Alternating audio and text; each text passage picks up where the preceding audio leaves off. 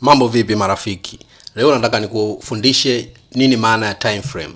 Unawezekana ukawa unafungua chati zako na unaona 1 hour time frame, 4 hour time frame, daily time frame, 5 second time frame, 1 second time frame, na ukawa uelewi time frame ina maana gani. Sasa basi, maana ya time frame kwenye forex, tunasema kwamba time frame ni muda ambao unatumika kuonyesha bei kupitia chati kwa kutumia mfumo wa candlestick. It means kwamba unapofungua chati yako ukiweka time frame ya daily time frame, ina maana kwamba chati itakuonyesha matukio yaliyotokea daily kila siku. Kila candlestick moja utakayoiona kwenye daily time frame, it means inamaanisha kila candlestick moja imebeba matukio yaliyotokea ndani ya siku moja. Tufungue chati uione hapa. Kwa mfano kama hii chati hapa nikiweka kwenye monthly, it means kwamba kila candle moja imebeba matukio yaliyotokea ndani ya mwezi mmoja. Kila kendo moja inaashiria matukio yaliyotokea ndani ya mwezi mmoja. Kwa ina maana ndani ya mwezi, kwa mfano labda tuchukulie hii kendo ya mwisho huko,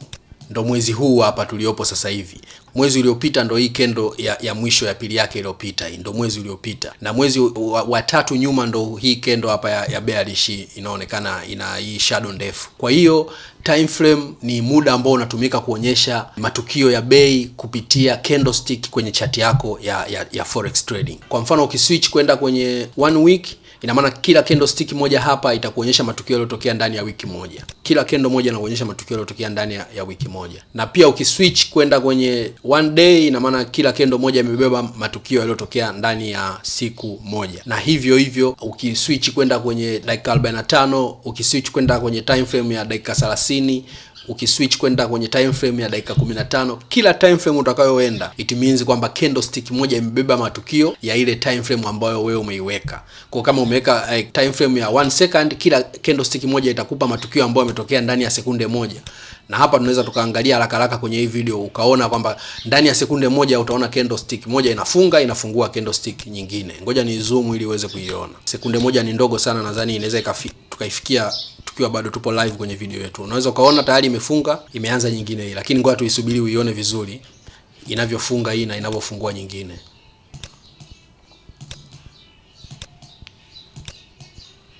Unaona hiyo?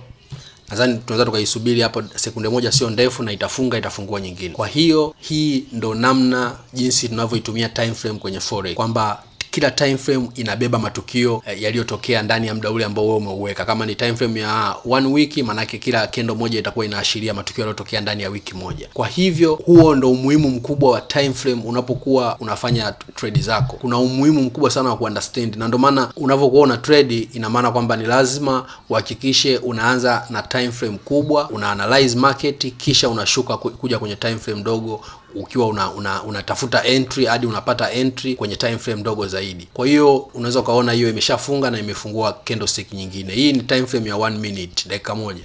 Kwa hiyo kila baada ya dakika moja kendo moja inafungua candlestick mpya. Kwa hiyo ndo namna jinsi tunavyozitumia time frame kwenye forex. Na unapokuwa una analyze market, ni lazima uanalyze. Kama wewe ni day trader, unaweza ukaanalyze market kuanzia daily time frame au 1 hour time frame, kisha ukashuka kuja kwenye 4 hour time frame au 1 hour time frame, na kisha ukamalizia kwenye 5 second time frame kuja kutafuta entry. Lakini kama ni long term trader, unaweza ukaanzia monthly au weekly na ukaja hadi kwenye 4 hour time frame au 1 hour time frame na ukapata entry zako. Nadhani unaweza ukawa umeshaelewa kwamba time frame ni kitu muhimu sana kwenye forex, na ni kitu ambacho cha kwanza unapofungua chati yako lazima kwanza uangalie time frame, unaenda kwenye time frame gani. Kama wewe ni day trader, lazima uhakikisha unaanza na daily time frame au 4 hour time frame. Asante sana, God bless your hustle.